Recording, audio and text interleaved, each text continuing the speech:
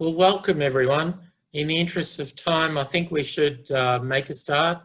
We're expecting a few other people to join and hopefully they'll do so fairly shortly.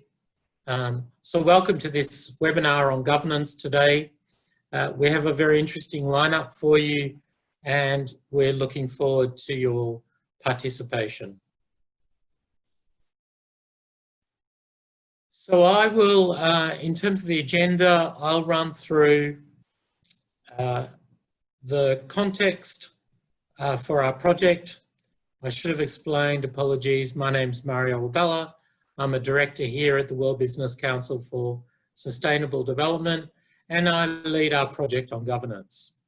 So I'll provide you with a short introduction and then I'll hand over to the chair of our project, Philippe Joubert, who'll speak to you about boards in crisis.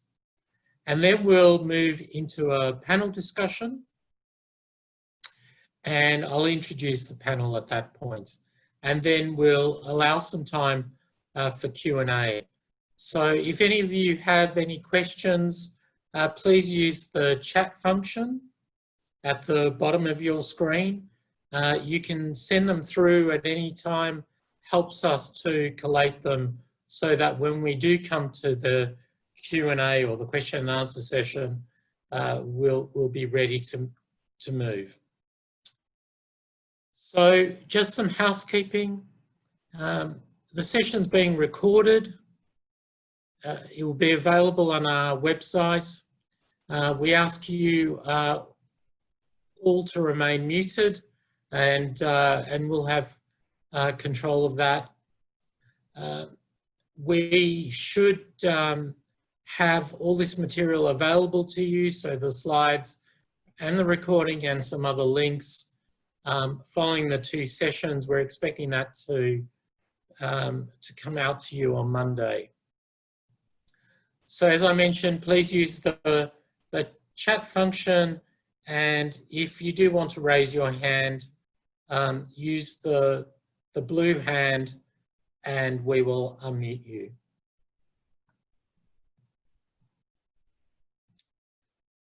Just a general statement, in terms of antitrust, because we have member companies, some of them are in the same industries, just to avoid any discussion and any conversation that are competitively sensitive.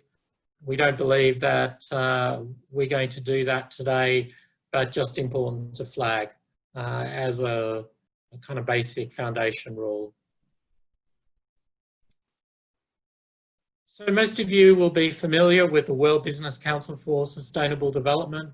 We have around 200 members, and what joins those members together and sustains their interest in the WBCSD is the common vision to create a world in which 9 billion people can live well and within planetary boundaries by 2050. Or more simply, by sustainable development, we mean the 17 sustainable development goals that have been signed up to by most countries around the planet. So here's our membership. We have a great diversity of members, both in terms of size and also in terms of industries. A lot of these are household names that will be very familiar to you, and we're very privileged to be able to work very closely with all of our members. And membership of the WBCSD, it's not like joining a golf club. You actually have to meet certain commitments and sustain those obligations over time. So we have 6 programs at the WBCSD, and when we talk about sustainable development, we see those as 6 interlinked systems that we need to change to move to a more sustainable world. And so governance sits within the redefining value program, which has the humble ambition of creating sustainable capitalism. And so that's why we're looking at mainstream business processes and systems like governance and the importance of transforming them to achieve a more sustainable world. So today, I want to just quickly introduce you to a Modernizing Corporate Governance project. The reason we refer to it as Modernizing Corporate Governance, because we don't want to single out sustainability as something separate over which there should be a separate system of governance. We think, or our view is that governance needs to be modernised so that it takes into account sustainable development along with the other issues that have been the mainstay of corporate governance now for several decades. So we'd argue that we're seeing a second revolution in terms of corporate governance. The first wave of corporate governance introduced basic governance principles that are enshrined in corporate governance codes around the world and reflect the basic duties of directors under company law. This second revolution or second change really is to bring stakeholders to the table and to ensure that environmental and social issues are being addressed alongside and as part of existing business issues and business decision making. And so the calls for change are coming from many different quarters. Companies themselves have indicated the need for change and the need for business to have a clear purpose, a purpose beyond profit. And we have the Business Roundtable statement in the US. We have investors, particularly the annual BlackRock letter from Larry Fink, highlighting the needs for companies to embrace sustainable development. And we've had regulators. So IOSCO, which is the global body for all the securities regulators around the world, have indicated the need for regulators to start thinking about sustainable development and sustainable finance and their role. In the UK, we have a change in the UK corporate, recent change rather, in the UK Corporate Governance Code, where directors are now obliged to make a statement about how they're having regard to stakeholders beyond shareholders. And as many of you know, the central banks represented on the Financial Stability Board established the TCFD, Task Force for Climate-Related Financial Disclosures. And those recommendations now have been out for several years, and companies now are looking to adopt these. And we know that in some jurisdictions, the aim is to make them mandatory. So why look at governance, given that there are so many issues to deal with in sustainability? We think it's important to flag the role of boards because we know that when it comes to sustainability, boards have really been quite immune to the whole process. A lot of sustainability reports don't go anywhere near the board, and also a lot of decision making fails to take into account the impact on the environment and social obligations that companies have. And really the nature of the corporation is changing and societal expectations are changing.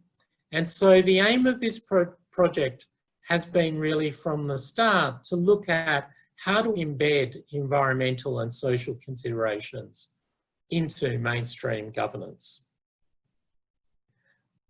The other key driver is risk and changing the way companies think about risks, and also the way in which the board provides oversight over risk management to ensure that they're executing or discharging their fiduciary duties of ensuring the ongoing and long-term success of the corporation.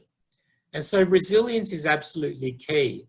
And what we're seeing at the moment with the COVID pandemic is that a lot of companies were just not resilient enough to withstand the shocks of this pandemic, to the extent that a number of businesses have already disappeared and not even been able to make it past the first stage of this crisis. And the other point is that governance arrangements remain opaque in many countries. Through Reporting Matters, which is an annual survey we do of member reports at the WBCSD, governance continues to be one of the lowest scoring areas of all of our membership. And more generally, it's an area for which there are very few disclosures required anywhere in the world apart from within the European Union and in the United Kingdom. So we embarked on this governance project, and like everyone else, COVID-19 struck us globally, and so it made us pause and rethink, you know, is the work that we're doing still relevant? And we believe it is, and in many ways it's been highlighted by the importance of the role of the board in steering companies through these very, very difficult times and really supporting management in terms of the ongoing survival of the business and having to make tough choices between withholding dividends and looking at ploughing cash into the business rather than in meeting the expectations, short-term expectations of stakeholders. We know with this pandemic, there's a lack of consistency across borders. I'm currently in Australia, and depending what state you're in, there's free movement between some states and not free movement between other states, which is causing all sorts of nightmares for business and also for the general population.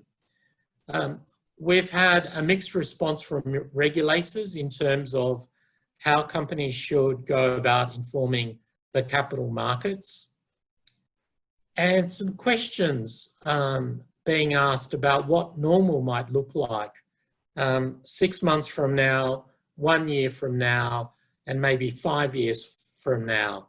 And we know that the world is likely to be quite a different place as we transition through this crisis. And we're seeing a lot of state control, probably more so than ever before, in thriving democracies. The governments have stepped in and basically removed the right of free movement and also removed the right of social interaction, and also provided enormous amounts of state aid at unprecedented levels. And so the world has changed very quickly to the world we knew back in February of this year. So when we embarked on our governance project, we wanted to make sure that we weren't reinventing the wheel. We were very aware that many organisations had done some fantastic work on governance, especially in progressing the governance agenda, looking at how governance can be modernised. And so we wanted to take stock of all of that work, which we did and summarised in our first report, which is all about understanding the governance landscape. And a copy of that is available on our website. But we wanted to go further than that. We wanted to understand what were the dynamics in the boardroom, and why was it that some boards seemed to embrace sustainable development as part of their DNA and a natural part of the way they do business, and other boards were either reluctant or completely against taking on sustainable development issues, and very much driven by, you know, the mantra of the business of business is business, and it's all about making profits. So we interviewed non-executive directors across 12 countries, and we received some very, very useful insights from those interviews. Just to summarise very quickly in terms of the key themes that were raised, the issues that directors raised with us were around structure, the structure of the board, the structure of committees, and how sustainability travelled within the board wiring. People, particularly the skills of board members, and whether or not they were equipped to deal with sustainability issues. Processes, and there I'd highlight in particular risk management, and ensuring that the board provides sufficient challenge and oversight to management. The fact that stakeholders were recognised as incredibly important, but this continues to be an area where a lot of boards are still quite weak in terms of how to integrate and how to resolve stakeholder tensions at the board level. And then the final arena or final theme was around reporting. And here the key issue was around consistency. And the growing issue that we're observing that companies are, and boards in their oversight are failing in a way by allowing companies to produce reports, different reports with different, sometimes contradictory information, which exposes and in many ways undermines the good efforts that, you know, companies may be making, particularly around sustainable development. So we took all of those learnings and we summarised them in our second report on modernising governance, which is available on our website. And the key recommendations we made in that report was that sustainability needed to be embedded in the corporate purpose and then cascade from there. And that we often see a disconnection between a lofty purpose, which does include sustainability, but then it's not reflected in terms of the strategy, business model, and how the strategy itself is being executed. The importance of including ESG concerns, particularly when looking at risk and opportunities in developing the strategy, to ensure that the strategy itself is resilient and has baked within it a tolerance for some of these issues surfacing through the execution period. The importance of improving awareness and understanding amongst directors of sustainability issues, engaging in a meaningful way with stakeholders, and the importance of there being a consistent and robust narrative that's supported by meaningful metrics.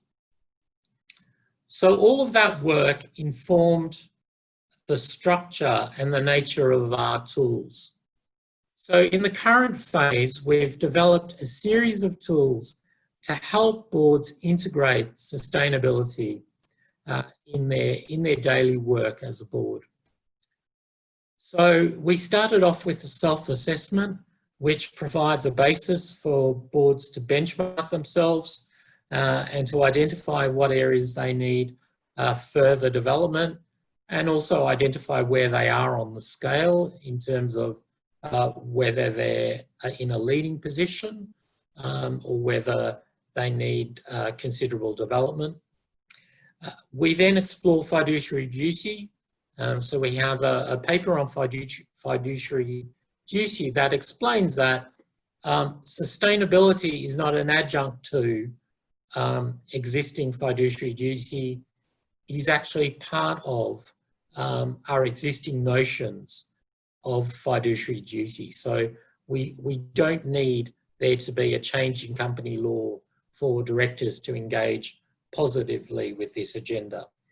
And then we've organised our tools, our resources along these 5 pillars.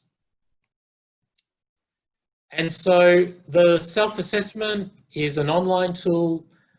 You log into the website. It doesn't keep any of the data. You can also undertake the self-assessment offline, and we have an Excel version. And the idea is that the board does this as a group, but it can also be done by individual directors. And then in terms of the resources under each of the pillars that I mentioned, we have a video from a leading expert discussing the topic. And then we have questions for the board, questions for management, and then we link through to other resources that are available. And just to give a shout out to another webinar we're doing next week on the 26th of May, 4 o'clock European time.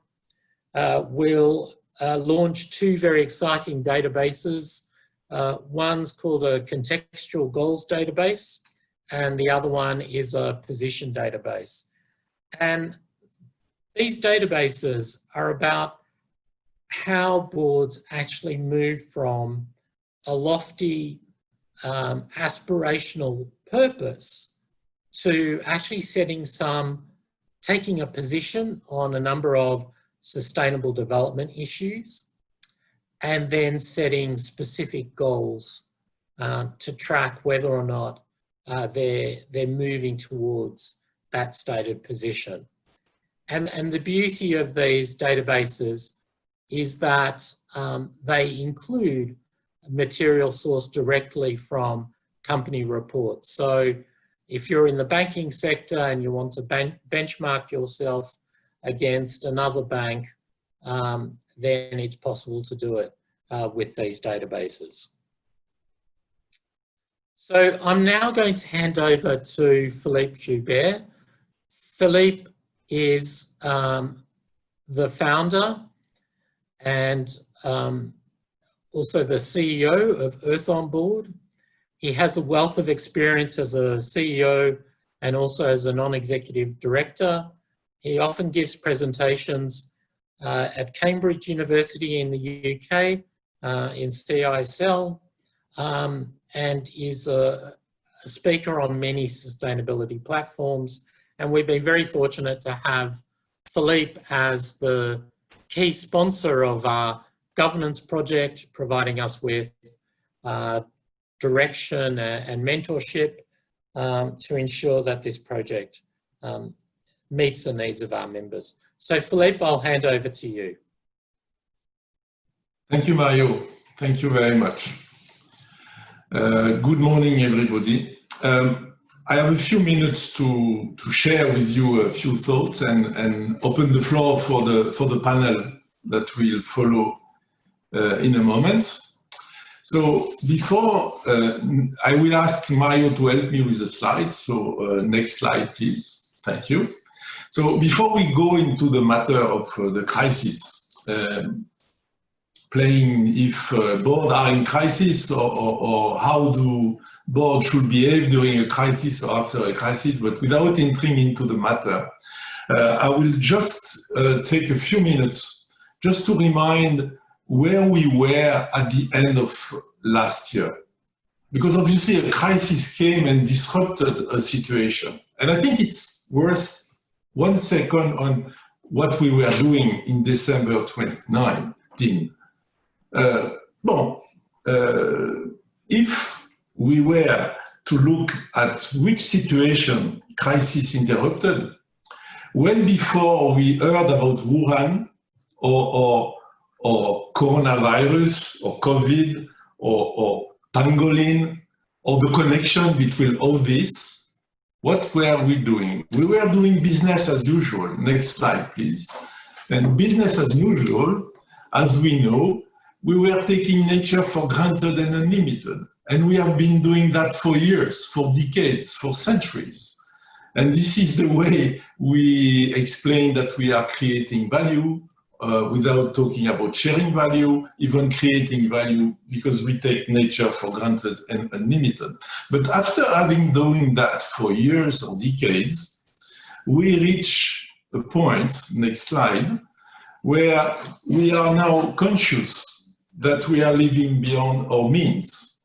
This is the simple representation of how much we are asking to the system and how much the system can give, that everybody knows. But it's worth spend 1 second to understand what that means and to put that into the context of the coronavirus crisis. So we were dancing on the volcano, as they say. Next slide. Although in 2015, we made some commitments. We presented the Sustainable Development Goals, trying to decouple development from abusing natural capital or social capital, and we signed the Paris Agreement. And, next slide, for the first time, business was seen not only as a problem, but as a solution, and we were all committed to change.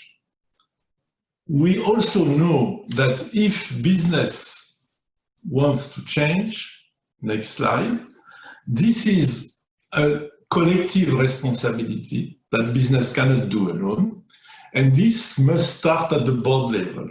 As we used to say in the project, we have been very good at putting pressure on the CEO, and we forgot that everything a CEO do and says should come from the board giving some direction. But this was not really the way we were looking at things. So why do we need the board? And this is the theme of my next minute keynote. Why do we need the board? Well, first, because if we look, next slide, if we look at the first duty of a board is this: act in the interest of the company. Nobody is talking about shareholders and money at the moment. Here it's act interest of the company. And as Mario illustrated very well, the crisis came in a moment where people were starting to recognize the interest of, next slide, of discussing with the understanding better the purpose that the company must serve. A company, as we used to say, never been created just to make money. I don't know one creator of company saying that he made the company just to make money. He made the company to serve a purpose. And I think this is something we had forgotten during the last year. And the crisis, as I will show in a minute, came to remind us this. Next slide. And most importantly, we rediscover that shareholders own shares, but shareholders don't own the company. A company is much more complex than just a relationship or ownership between some people putting money in a project, and creates a bunch of relationships that are not about possessing or owning, but sharing, collaborating, and creating value. And this is what we have certainly rediscovered. And this is where the board is so meaningful, because the board is the only place where the stakeholder should be known, assessed, we should understand the impact, and we should understand the expectation, and we should arbitrate between all this tension, natural tension and positive tension that allow the company to function well. Next slide. So the first thing that we have understood is that the diligence and reasonable care that the board should provide are not to serve the old business model, as what we call the reckless business as usual, which is just make money and that's it. It's not exact, obviously inside the rules, but that's it. And this is not anymore sufficient. Let's have a look at, next slide, at what is in reality probably the first duty of the board, which is to look at risk. If you look at each of these categories that have been brightly illustrated for the TCLD work, you look at physical risk. Let's think about 1 minute about the WEF matrix. Remember the WEF matrix with impact and frequency? You see that climate change and biodiversity loss on the upper right corner means frequent and important. And you look for pandemia. Pandemia is on the left side. So you means less important and less frequent. This should make us think, are we really conscious that risk should not be looked any longer individually as silos, but we have disrupted the system. We have abused the system. So the risks that we have to face now are systemic risks. In some association where I work, the World Energy Council, we use the word of constellation of disruption, which is risk playing with each other. Some risk becomes opportunity, but some opportunity become risk. And this is something we have to look very seriously now. The second one is legal risk, because the reaction of the countries or the organized bodies that we have collectively have been to increase the legal framework. And one of them is the zero net emission framework, which is coming everywhere. And this is creating a new way of looking at things. And the last one, transition risk, is quite interesting because it's also about recognizing that the market is changing, recognizing that the environment is changing, and recognizing that we have to understand this and move fast. And nothing better than the sentence of Warren Buffett about the crisis. It's only when the tide goes out that you learn who were swimming naked. And this is exactly what happened during the last 2 months. The tide goes really low. So the government is running now to hand over some towels to us, but the people that are without swimming suits are really visible now on the beach.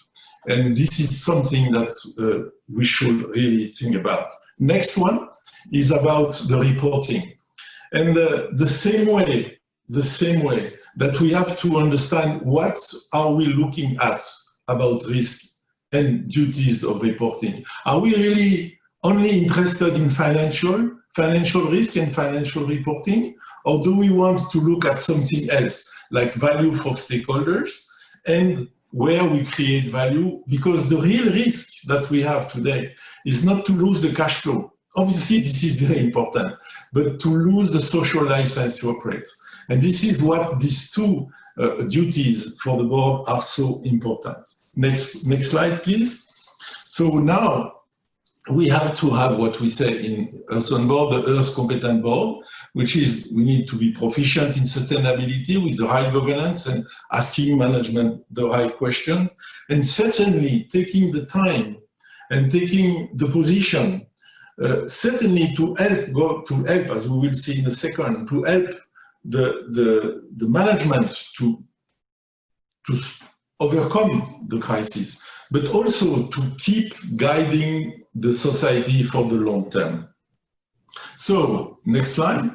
Where were the board during the crisis? I must say I have not seen a lot of board talking. I have seen a lot of CEO going on TV sometimes and explaining what they were doing, and most of the time very positively. And I have not seen board. I will come back to that, why. And certainly the boards have been taking position because most of the decisions that the CEO were taking at the moment were about arbitrating between some stakeholders' expectations. So the board have legitimately been involved, for example, not to distribute dividends or this kind of things, but not all the examples were really good. For next slide, certainly we have been helping for the financial health to continuity of operation, being true to the purpose is something that could be challenged. I was really struck by a company yesterday on TV that have fired 3,500 people with a video, a few second videos. How come a board let this happen? How come a board doesn't understand that the people care at this moment is so important that I understand that if you want to be very efficient, you can fire 3,000 people with a video, but this is a shame. I mean, this is where I see, where are the board? How come a board can let this happen? How come a board don't understand that to arbitrate between the interests of different stakeholders is fundamental for the world of business? Not for this company itself, but for the business, for the example that it gives. Because on the other side, next slide, we had also a very, very interesting collaboration, spontaneous collaboration, because business, as we normally say, is the only organization that is able to react with the speed and with the scale to this kind of challenge. So we have this example, for example, next one. We have also other showing creativity, which is also something that the business is very good at. So you have very good example. Unfortunately, we have also very bad examples. So now, after the crisis, next slide, where are the boards for the next phase? The next phase is interesting, next slide, because we are now injecting 15% of the GDP in liquidity in the economy in general. It has never been done. So this will create a lot of disruption and probably will make some winners and losers in a way that the board should absolutely manage. And this is where the fact that resilience and care about the purpose should come and should pay off. Because the company that have a clear purpose and that the society recognizes as an important service rendered to the company will naturally benefit from this. Next, and more important, that apparently we are starting to learn from the past. I was very interested to see that now the package that the government are giving to the business are sometimes with green string attached. Means, okay, we'll bail you out, but in exchange, you have to be careful with what you are doing with society. Unfortunately, like for the crisis, you have also negative view. Next slide, you have some people that apparently have not understood and that they are trying now to use this apparent difficulty in which they are to make sure that they're not understanding that environmental law is not a cost, is an investment and is a necessity, is a no-brainer. So now they are trying to come back and to gain some small advantage. Next one. Some others are even worse because one thing that's really struck me also, we have been using plastic more during these 2 months because plastic was an obvious help and solution to fulfill some, to prevent some risk. What is interesting is to understand why we rush into solution without thinking a little more about what we should do, what should be the qualification of the solution. Next, please. So what we are really now seeing, and this is where the board should take all its importance and all this wisdom. We need to choose if the money that we are putting into this economy that have never been done, as I said, at such an enormous scale, will go to put us back to old time and for probably the last time, given that we are already crossing the planet boundaries, or show a new world. So I don't know, next slide. I don't know where will be the board? And probably the panel that is now coming will answer this question. But I know where the board should be, because the board should be taken this full responsibility to work on the purpose of the company, show the long-term interest, respect the stakeholders, and more importantly, stop being a counterfeiter. We should we should recognize the true value that we are creating, not taking nature for granted and unlimited. This is game over. We have to report and we have to govern our business to go in the right direction. So thank you very much. Oh, and I forgot, after Warren Buffett, never forget the Churchill sentence, never waste a good crisis. Thank you. Thanks, Philippe.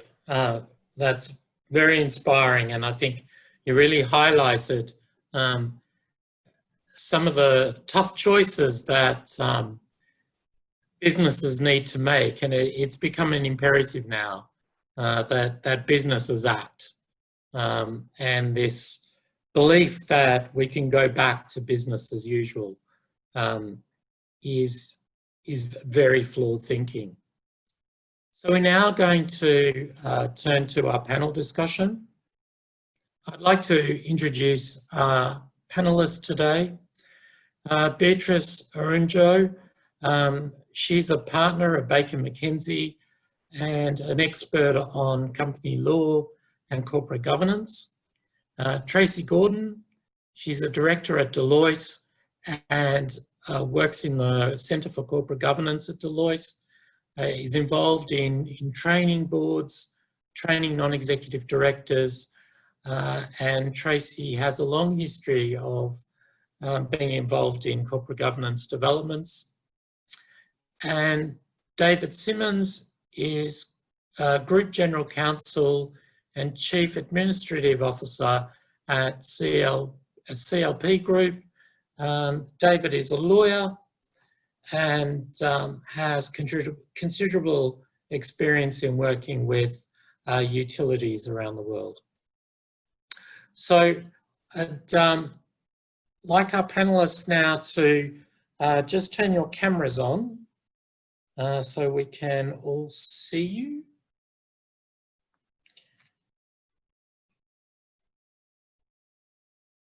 And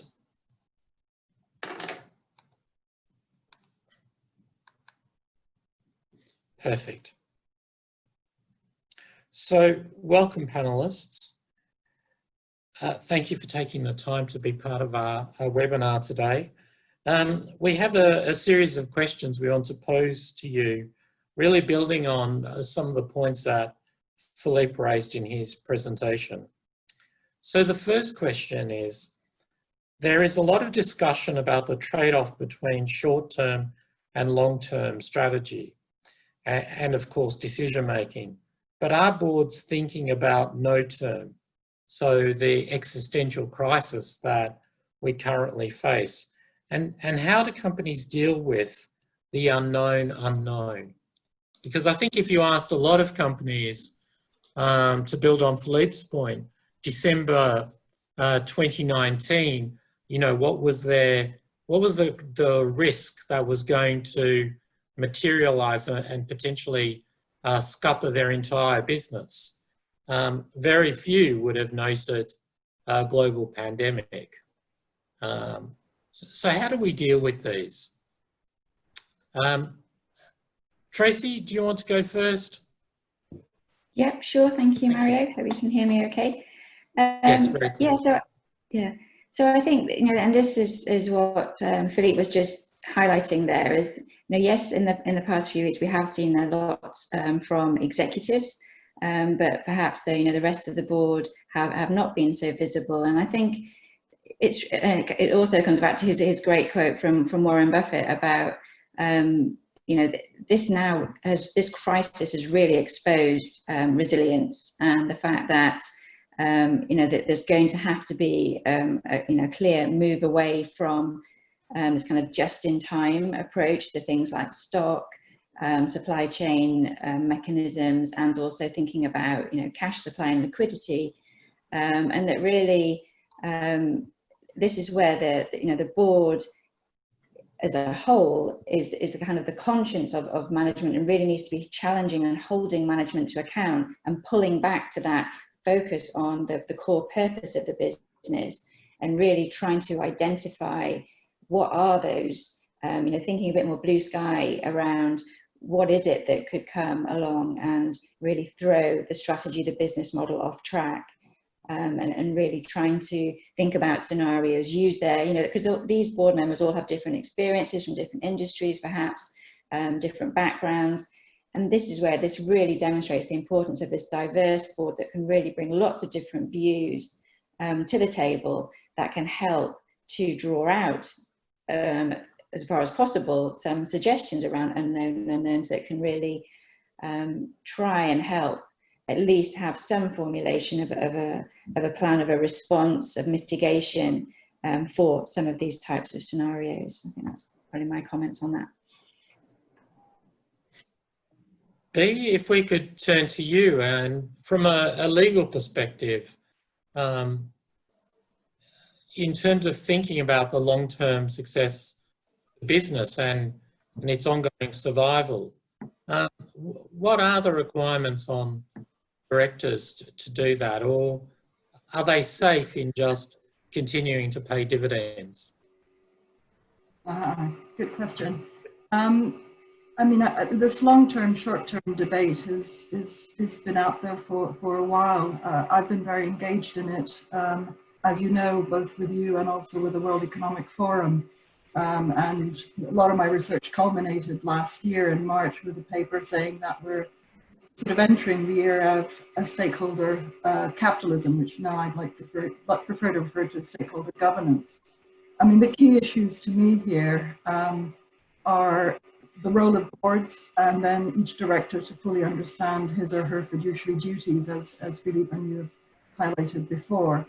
Someone once told me that the long term is made from a succession of short-term decisions. So it's very difficult to have a sort of black and white view of long-term versus short-term. Whatever you do today is going to have an impact on the long term. And at the moment, the key challenge for boards is how do we allocate the resource we do have to protect the company going forward. I mean, the role of boards is critical at the moment, so I hope that all boards are very visible. Certainly the boards I'm engaged in are there with management. Their oversight role hasn't changed. It's become more critical. It's as Philippe earlier said, the example of someone firing 300 people in a 2-minute Zoom call. We have other examples out there. I think Airbnb, the CEO was virtually in tears and then gave a whole load of benefits to people he had to lay off. So it's very much a question of not just what decision are you making, but how are you making? And that's where the whole stakeholder governance piece comes into being. There's this duty to promote the success of the company over the long term for the benefit of shareholders. It's shareholders as a whole, it's not particular shareholders. And in doing so, you have to have regard to key stakeholders and their interests. This is very, very entrenched in UK law. I have very many conversations with my US colleagues, as Mario, you've witnessed, where I think the US corporate law is similar. Common laws, German, French, other laws do have similar concepts. They come at it through codes rather than through court decision making and equity and whatever. But I think every director has to act in the best interest of the company he or she serves. The rise of stakeholders, I call it bringing the voice of the stakeholder into the boardroom, it is critical, because your key stakeholders are who will make the success of your business. So if you don't look after your employees, if you don't look after your customers, if you don't look after your suppliers, if you don't think about the impact you have on your community and the environment as well, as Philippe rightly said, how can you succeed as a business? How can you retain your license to operate? So it is, as part of your decision making, you do need to be, as a board, fully aware of what all these stakeholders, who they are, what they're thinking, how you're engaging with them, so that that can be factored in at the time of decision making. So yes, there is a balancing of short-term and long-term interest, but each decision you make, you need to think, you know, obviously it needs to help me in the short term, but what about the long term? So the question about dividends versus layoffs, I mean, UK government has been very clear it's keen to protect jobs. I think, in fact, banks have been told they can't pay any dividends for a while, so that's quite government interference in some ways. But I think it is a question of, are you going to pay the same dividends you've always paid and at the same time let go key employees or let go key contracts that will help you survive? Or do you engage in discussions with your investors, your shareholders, to say, hey, we all need to suffer some pain here.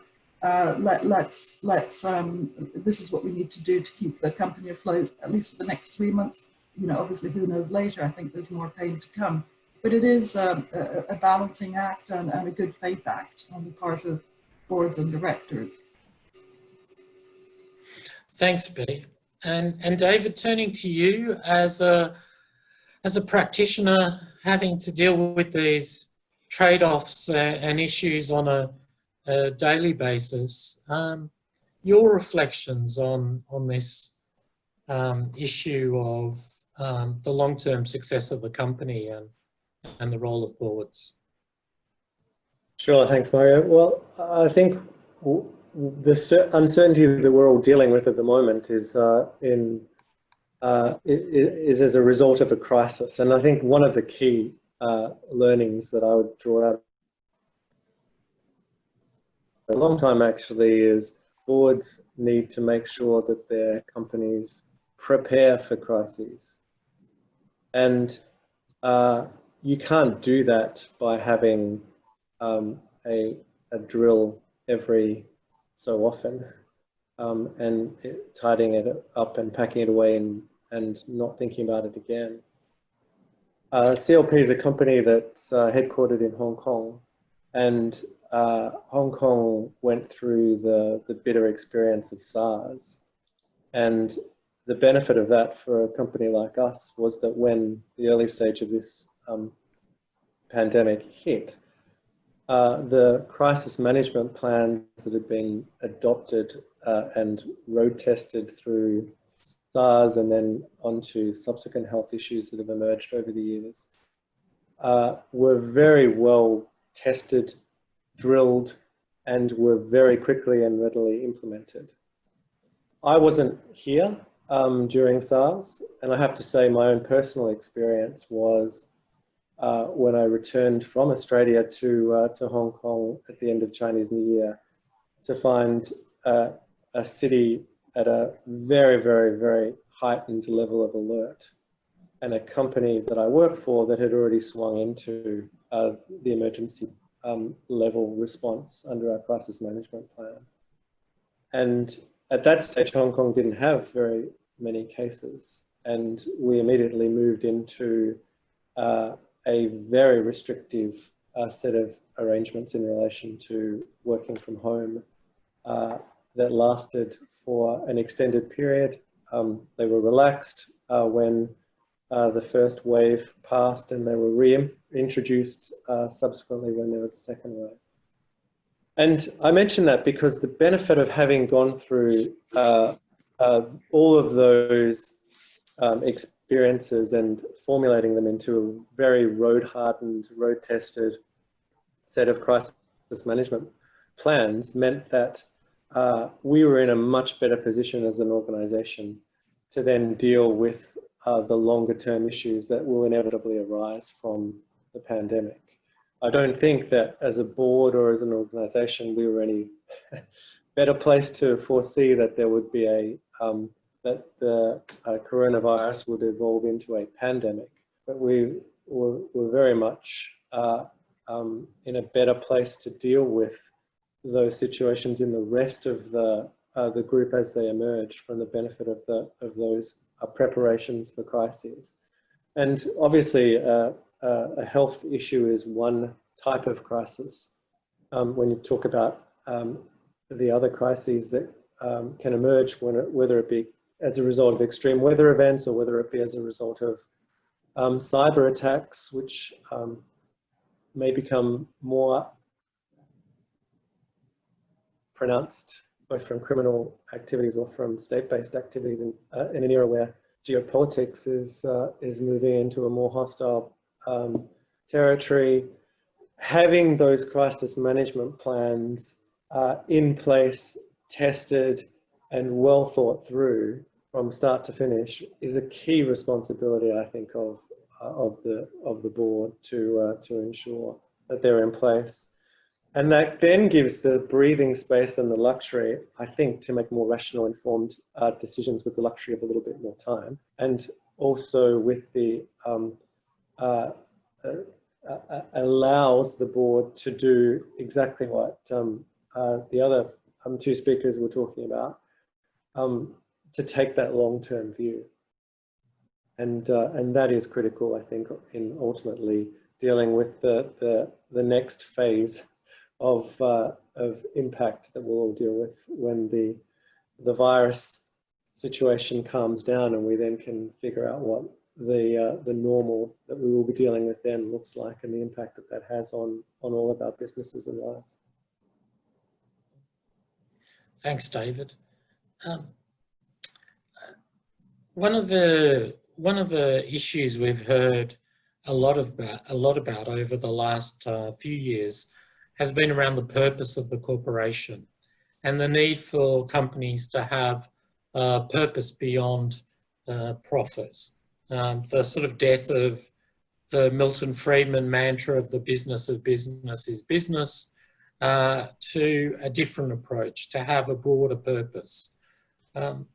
And my question to the panel is, if you do have a wider purpose, does that mean in the current situation you should continue in terms of your climate targets, or you should avoid laying off staff? To what extent do you think companies need to be true to their purpose, or is it just a kind of North Star to kind of navigate by? Who would like to go first on that? I'm happy to go first on that, Mario. Thanks, Tracy.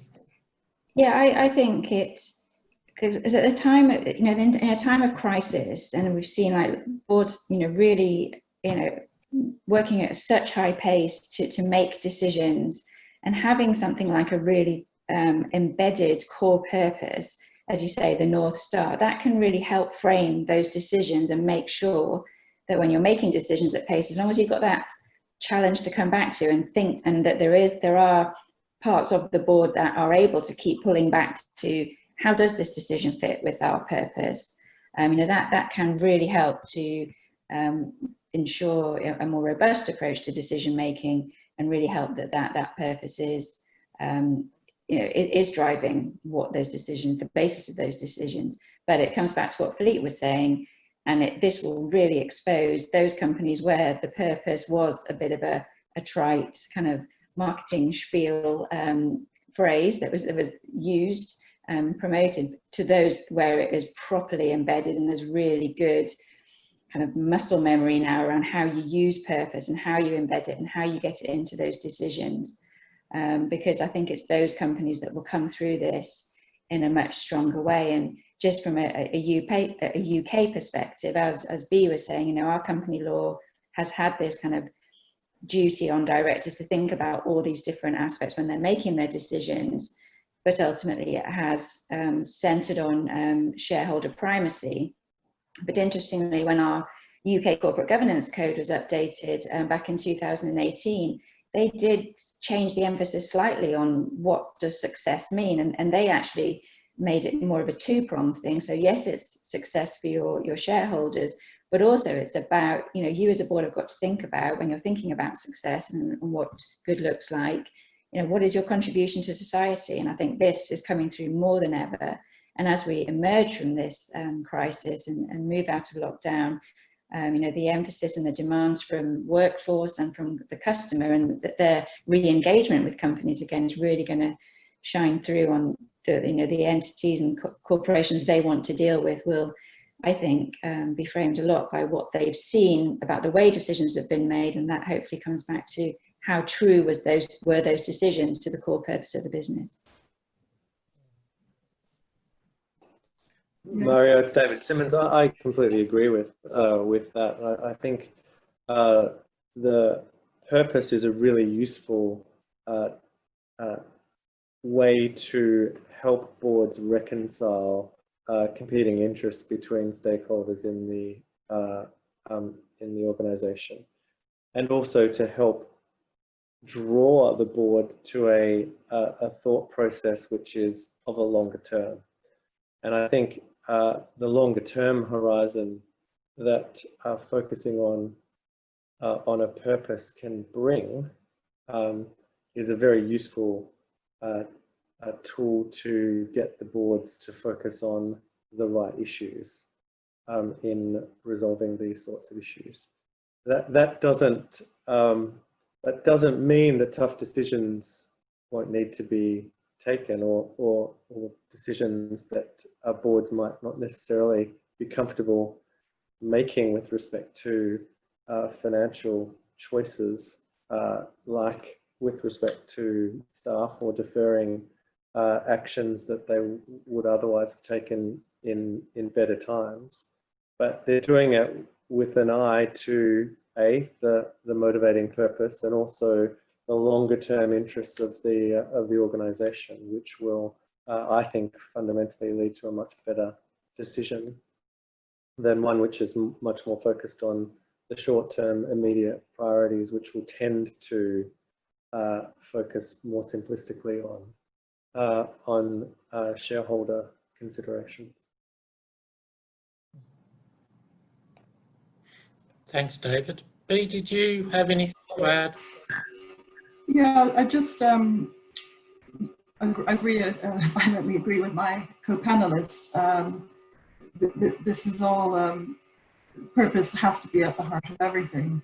A company without a purpose, as you were saying earlier, Mario, why would you incorporate a company? It's not just to make a profit, it's to serve a purpose to society in some way.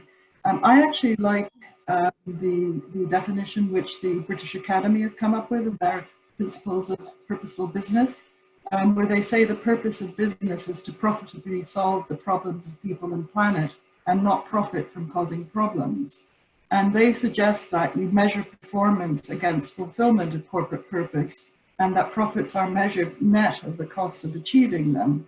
So profit is a byproduct of a corporation's purpose, but not the purpose of the corporation. So no one is suggesting, if you read the Wall Street Journal, they're very negative about this whole stakeholder capitalism approach, because they say that it's all about turning companies into societal do-gooders, which is not at all, as you can hear from what Tracy and Philip has said, not at all what companies are there to do. So I think it's a question of keeping that in perspective. And I saw a question coming up in the chat: should you embed purpose in your article of association? There is, if you've heard about the B Corporation, those are corporations that agree to embed in their articles, or whatever way is allowed in their local corporate jurisdictions, the focus on all stakeholders. Delaware law allows public benefit corporations. So there are ways of entrenching this a bit more, but I don't think, given fiduciary duties and everything else, there's a necessary need to entrench in that way. But it's a very interesting discussion, I think, where this is going. And B, if I can put you on the spot, I mean, you've mentioned several times stakeholderism, and actually it's been something we've been talking about throughout this webinar. Is it a reasonable expectation to place on boards for them to have any real understanding of the stakeholder tensions as Philippe described them, given that, boards meet, perhaps 12 times a year and usually don't have much contact with stakeholders. So do you think that's a reasonable ask? Because, you know, in the UK, as you know, under Section 172, boards now, or companies rather, are now responsible in providing a disclosure to say how they discharge their duties under that section in terms of how they engaged with stakeholders. So, yeah, just to summarise, how reasonable do you think this is? I think it's not a question of being reasonable or not. I mean, stakeholder engagement has been part of business school teaching since the 70s. I actually spoke to Ed Freeman, who continues to teach the importance of stakeholders for the success of the business. It's, as you said, Section 172 in the UK, and I mentioned earlier, other legislation in other countries will support this to maybe to a lesser detailed extent. There is a requirement to take into account at board level how your decisions are going to impact stakeholders.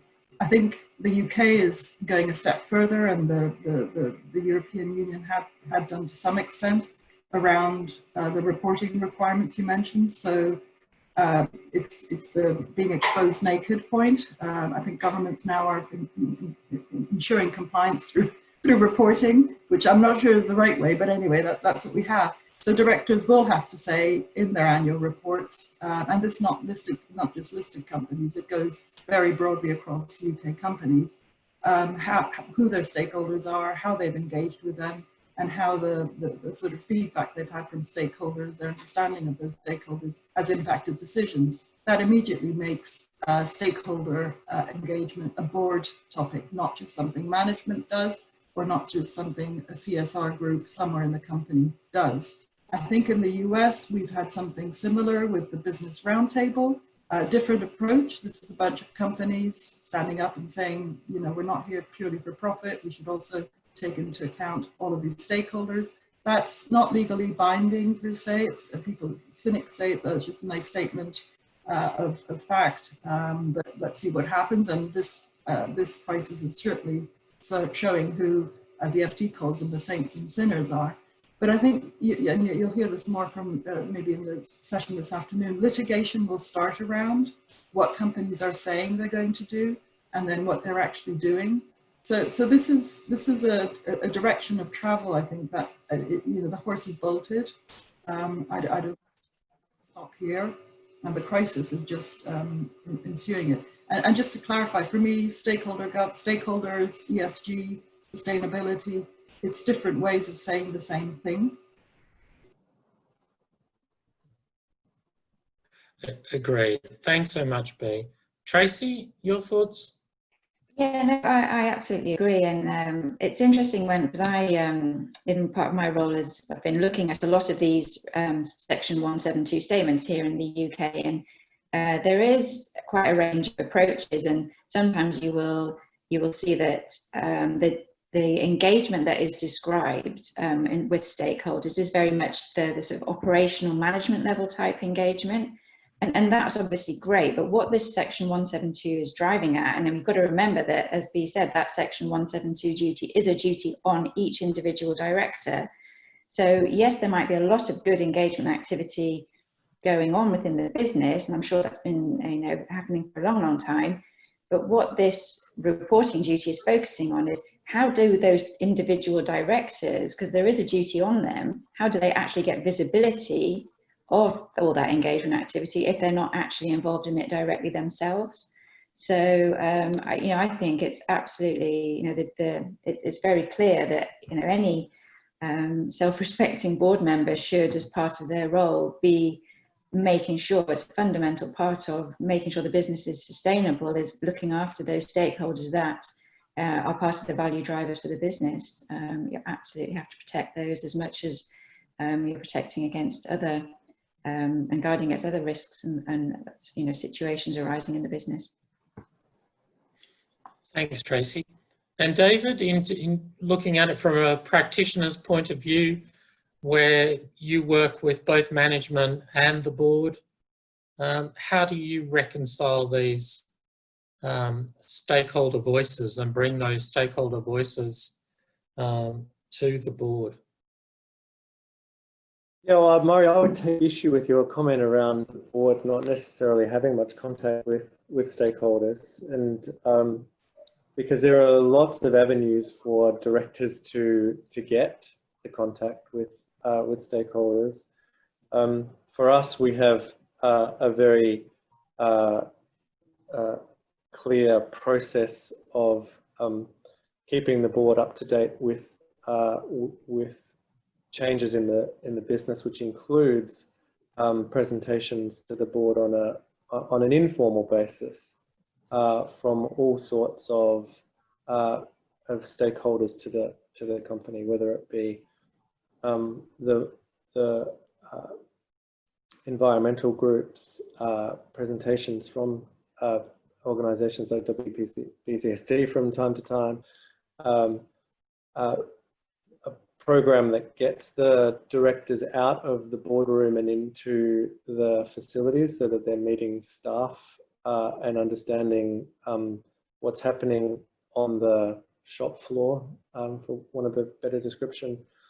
We have a program of shareholder visits. These are retail shareholder visits where we ask directors to go and host a lunch with our retail shareholders who have participated in a day visit program to our sites to hear the concerns of retail shareholders face to face, as well as allowing some of the independent directors access to, or the larger institutional investors access to the independent directors.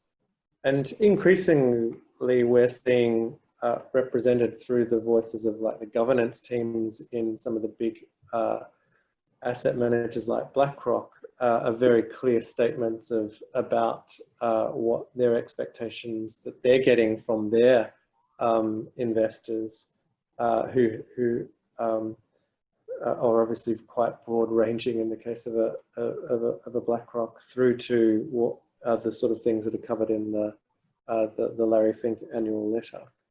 So I do think, even without the obligations at law that specifically that Tracy and B have talked about, just the general duties of directors and a commitment to good corporate governance would see them having access to and demanding access to stakeholders.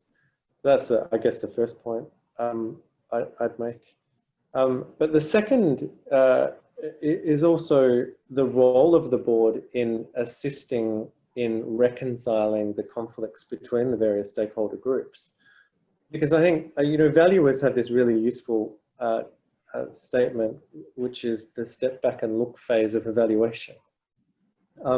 Having gone through very, very detailed numerical and other qualitative and quantitative steps to come up with a valuation, the final step in the process is what they call step back and look and see, does this all hang together? Does it make sense? Are we missing something?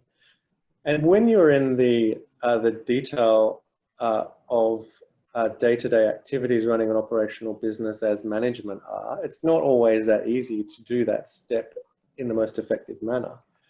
And the board, if it's properly constituted, particularly with the right sort of experience, skills, and attributes, can really help with that, what I call as this step back and look perspective that can help remind management about stakeholders, or have a perspective for the longer term, which sometimes management won't have when they're focused on immediate priorities in front of them. So I think the board has a very key role to play there, and a very powerful role to play as well in challenging management about the effective reconciliation of those governance conflicts that you inevitably get in every organization. Thanks, David. And my question was deliberately provocative. So, and the final question, Philippe was mentioning in his presentation that there's a huge and unprecedented level of state aid being provided to business at the moment, but it's coming with strings attached, what Philippe called green strings. And a phrase has now been coined in the sustainability world of, building back better, that in rebuilding the business in the sort of final phase out of this pandemic, that, we need to build back better, more resilient businesses, and businesses that are sustainable in every sense of that word. So how does governance help to achieve that?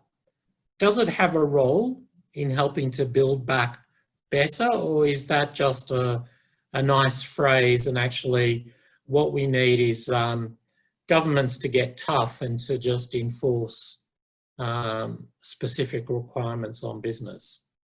Tracy, do you want to go first?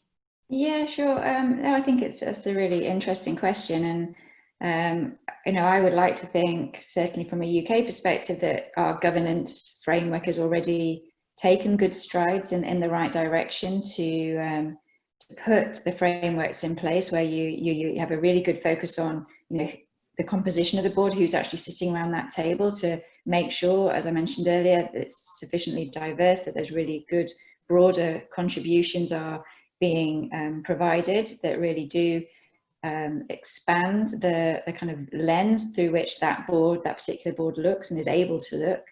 And also, of course, the huge focus that we now have, and perhaps our Financial Reporting Council had a little bit of a view to the future when they were really focusing on the workforce. There's a huge amount of provisions now in our code that really establish formal mechanisms for dealing with workforce engagement and also broader stakeholder engagement.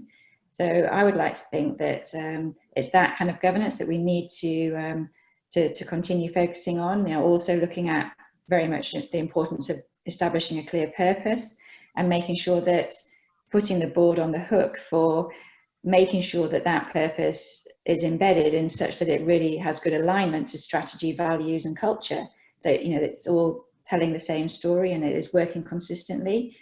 When I see the word strong and properly enforced regulation, that just makes me think about box ticking, and I think that could be something that, yes, you see companies just trying to meet the requirements at quite a superficial level, and that will not drive the change that we need. Thanks, Tracy. B, your thoughts? Yeah, I mean, to build back better, obviously I would say that governance has to be at the heart of it. To me, governance is all about good decision making. So the comments around having better boards that Tracy makes is critical. I think nimbler decision making. So I think this crisis with the virtual world, we've had virtual AGMs. I suspect we've had more board meetings because people haven't had to travel and spend nights and whatever, obviously dealing with the crisis. I wonder whether remuneration and incentives will get another look. Those companies that haven't focused on stakeholders may have done so at their peril. So the discussion we've had earlier, I think, will just continue. The role of stewardship, I think a lot of different people have roles in good governance, but stewardship is really key as well. That shareholders and investors engage with boards on a quality basis so that they're aligned in what their expectations of the companies are. And certainly in the UK, the latest amendments to the Stewardship Code have brought in requirement. I mean, these are voluntary and you sign up to them, whatever, but the push is for better quality engagement and being able to show outcomes rather than box ticking by saying, I've got 3 policies covering ESG. And underlying all of this is exactly where you started, is that access to capital is becoming more and more, is becoming easier in some ways, where you've got good ESG credentials in your company, be they green, be they good labor relations, be they just the purpose that you're living. So I think all of those things will help, and governance being at the heart of it, help to build build back better. I think it's a great statement. Thanks, B. And David, I mean, you're in an industry that's subject to immense regulation and regulatory interest or regulatory interest. What are your thoughts on what's the best approach? We are indeed subject to a lot of regulation. And I think I mean, my short answer is I don't think you can rely on one lever alone. Regulation itself can be often a pretty blunt instrument. And having practiced as a lawyer for a large part of my career, and particularly an in-house lawyer, I know that if you haven't got the governance right, simply having rules is a way for people to find a way around the rules, or a way to comply in a way which doesn't really address the underlying purpose of the regulation. So I don't think we can rely on regulation alone. Governance is, in our view, a key enabler of long-term value creation. And I would like to think, a bit like Tracy said, the building blocks are there for building back better through the existing governance ecosystem which has developed, particularly over the last year or two. I mean, what we've seen, we're an energy company, so we're at the front and center of the climate change issue in our business. And what we've seen over the last 12 months, in particular, 12 to 18 months, is an exponential increase in focus, attention, and concern on the issue of climate change. It used to be that when I gave presentations and others in the organization gave presentations on the business, we would raise the topic and wouldn't get a lot of proactive questioning back, other than from the green groups or that side of the community, and certainly not much from the investment community. That changed around 12 to 18 months ago quite noticeably, where climate change became a very substantial material issue for not just the material large investors that we have on the register, but even at those shareholder lunches that I referred to, where we're dealing with retail shareholders, from that section of our stakeholder groups, as well as from the communities in which we operate. And I would like to think the current crisis will reinforce that direction of travel, because if anything can be learned from the last 6 months, is that those countries, those companies, those economies that have been in a position to listen to the science, react quickly, and respond to it rather than wait, are the ones that have come out better. And I think we'll, in the final analysis, see that the economic impact will be less severe in those places as well. And there are clear parallels you can draw on environmental issues there. Listen to the science. If the warnings are out there, we should act. The earlier we act, the less the cost will be. So I think that issue was already there before COVID-19 and will be accelerated by COVID-19. But the other side of it, you know, if you look at the E, S, and G, I mean, historically, I think G has been a capital, E has been sort of a little bit less, and S has been quite a small part of it in terms of relativities that people assign to it. I mean, the interesting thing out of the last 6 months and dealing with the current crisis we're in is that the S has become a capital in a way which is very much an equal, if not a larger, emphasized part of the ESG than what it has previously. And I am an optimist by nature, but I do think that that is also a trend that's likely to be accelerated by COVID-19. And so that governance ecosystem that's already there, that we've all talked about, with the focus on stakeholders and long term, together with supportive and regulation that pushes towards the building better, together will enable us the best chance, I think, of achieving the sort of future that Philippe is advocating for. Thanks, David. And on that note, I'd, in the interest of time, because we've only got a few minutes left, I'd like to thank the panel. Tracy, B, and David, thanks so much for your insights, which I'm sure those that have been listening have learned a lot from what you've been discussing. So we're now going to, we don't have any questions from the floor. So just to wrap up, I just wanted to quickly mention the WBCSD has a COVID-19 response program, and we have 3 work streams, one looking at supply chains, another looking at what the new normal may look like, and then the third work streams around, what will be the longer term impacts of this current pandemic. And so we have a lot of resources on our websites. There'll be further webinars to support each one of these work streams. You'll find all the resources at wbcsd.org/COVID-19. So I'd like to thank you for all those that are on the line listening. Thank you for participating, and I'd like to thank again Philippe Joubert for a very inspiring presentation and some very challenging thoughts there, and also to our panel, Tracy Gordon, B. Arunjo and David Simmons, for their insights and taking the time to share their thoughts with us.